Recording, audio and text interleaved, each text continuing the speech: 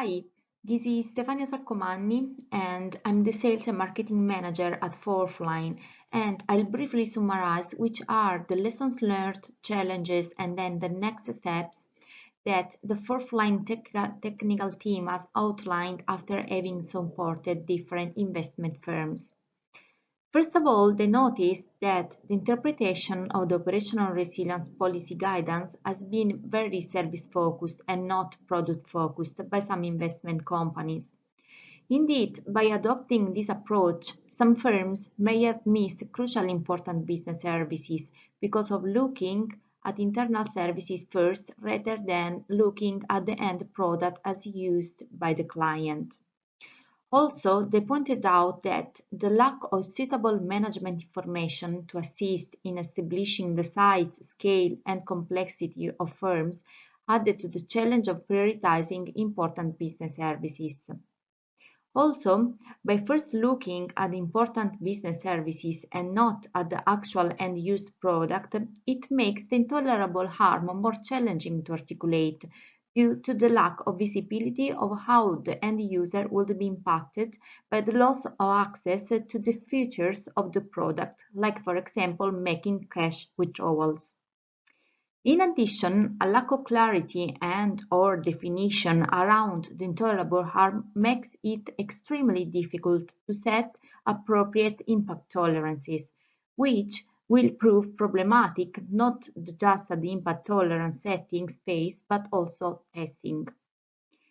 As an important business service can relate to a specific aspect of a product, which means that if this aspect of the product is unavailable and it results in intolerable harm, then it must be included as an important business service, and impact tolerances should be set. If you start at an internal service point of view, the likely intolerable harm could be missed and impact tolerances will not be set in line with the regulators' requirements.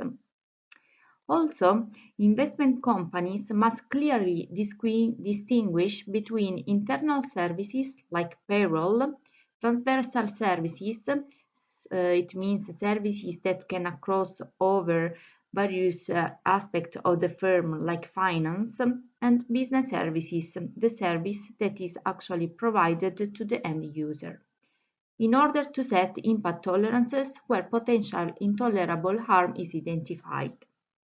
It should be noted that some of these internal or transversal services could form part of an important business service, like risk for internal service, some or large withdrawals payments to the end user as part of trading important business service.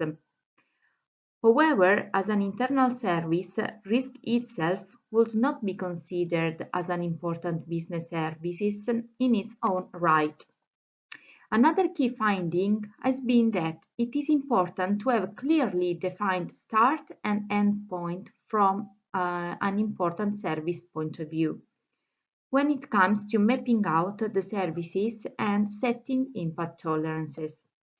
In today's world, investment companies tend to have significantly higher number of supplier relationships, requiring a greater focus on outsourcing and third-party risk management. Also, it is important to highlight that methodologies are required to be submitted to the regulators upon request as part of a review of operational resilience. We found that some of our clients have not recorded their methodologies, specifically within important business service identification and impact tolerance setting. During the test phase of operational resilience programs, workarounds deployed in the event of a disruption were discussed. However, in a considerable number of cases, these workarounds were either not formally documented or had not actually been tested and so were unproven.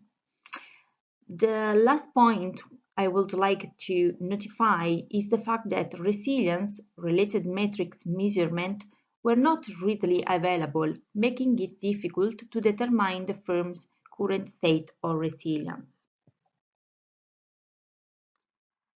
Let's explore now which are the next steps for investment companies. First of all, they should improve the customer data to enhance the risk analysis for identifying important business services and also establish intolerable harm. Also, investment companies are heavily reliant on third-party outsourcing to carry out many functions. So it is crucial that firms ensure that services provided by third, fourth parties and beyond can also remain within impact tolerances. Continue to enhance outsourcing and third-party risk management and extend to the wider service chain. Also, document target operating model, including rules and responsibilities for all participants, including governance forums and boards. This is required as part of the evidence for ongoing operation or resilience controls. The TOM should consider all necessary resourcing requirements for the business as usual function. Alongside outsourcing and third-party risk management, consider enhancing communication planning to better incorporate suppliers, brokers, and specifically focus on important business services impacting scenarios. Also, embed alignment with other risk disciplines, including business continuity and incident management.